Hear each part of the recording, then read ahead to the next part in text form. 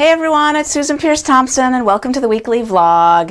This week, Peg, who does transcript editing for the Food Revolution Summit, which is coming up in April. I'm super excited about that. And I'm going to be speaking on it. That's exciting. She has written in with a question. She says, the whole food plant-based community includes a lot of people, cooks, recipes with coconut sugar, palm sugar, agave, xylitol, etc., etc., etc., none of which I think I trust.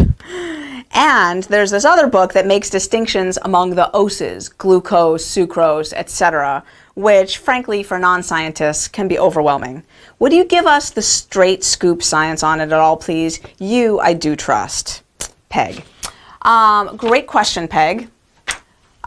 Here's the deal.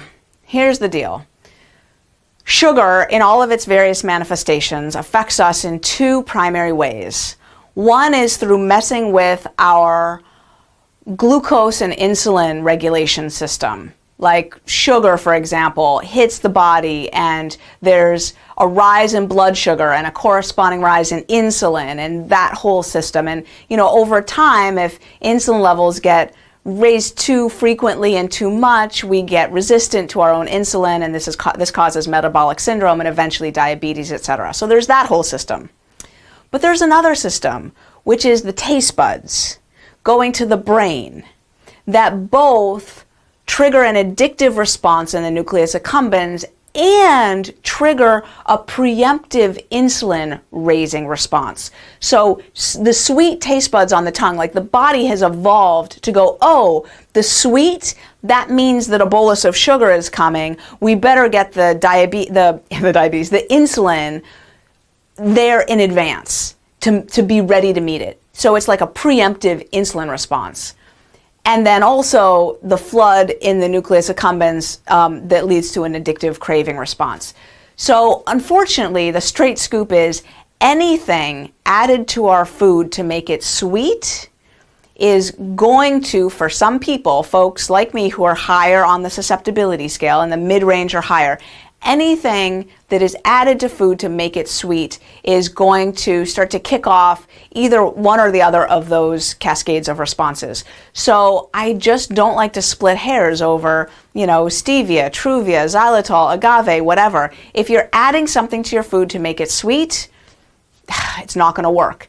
Just the taste hitting the tongue is going to raise insulin levels.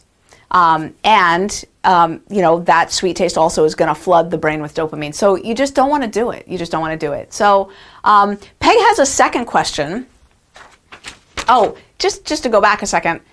Dates, raisins. I think that, I often hear people talk about there's a lot of fat vegans. And I think it's because of dates and oat flour. Like, I just feel like there's these combinations of dates and like other type, like the sort of fake baking, like the oat bars and the whatever.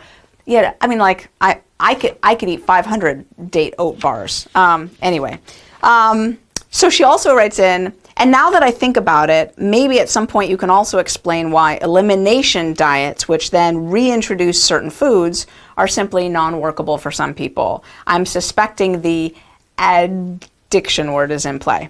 Happy Thin and Free New Year to you, Susan. I'm mostly happy, but getting to the free part. Okay, so elimination diets. First of all, I think after you're already doing bright line eating, if you get rid of the sugar and flour, I think elimination diets can be really helpful to figure out whether there's other stuff going on. So for example, you could eliminate soy products if your weight loss is really slow. I have a friend, actually, Chris, who's on my team, Chris Davis, who's our director of program delivery. I don't know if that's her exact title, but anyway, she was my rock star personal assistant for a long time, and now she makes sure that all our programs get delivered smoothly. She does bright line eating. She's been doing it for a long time, and her weight loss has been really slow. And she let go of soy milk and tofu and stuff. She let go of that, and her weight loss every month doubled. And she was like, wow, I just had no idea that my body was sensitive to soy in that way. Now that's sort of an allergic response. That's a sensitivity. I don't know if allergic response is the right term. I'm not a medical doctor. But anyway, I think elimination diets can be helpful to discover something like that. Like, are you sensitive to gluten? Are you sensitive to soy? Are you sensitive to corn? Are you sensitive to eggs? These are dairy. These are potential allergens that some people are especially sensitive to. So eliminating a food for a while, seeing that it doesn't have any effect, and then reintroducing it can be fine. And I think in bright line eating, people who are lower on the susceptibility scale can do some form of reintroducing. So for example, if you do bright line eating really cleanly, let's say you're a 5 on the susceptibility scale, you do bright line eating really cleanly, and then after a while you're like, you know what, I think I want to try some Ezekiel tortillas at lunch. I'm at goal weight, I get to add grain to lunch, let me see if an Ezekiel products are grain products that they're like bread and muffins and, you know, like English muffins and tortillas, but they're not made with flour. They're made with more intact grains than flour. It's pretty much like bread, pretty much like tortillas, and very triggering for a lot of people. I don't do well with them. But if you're a 5 on the susceptibility scale, you could reintroduce that and then see if it works. And I think for a lot of people, that works really well, getting your system really clean, and then you can tell using a process that I call the 4 questions, which is like, you know, do I have peace around it? Is it messing with my weight? Is it healthy? Is it escalating? You can start to ask those types of questions to see if reintroducing that food actually works for you.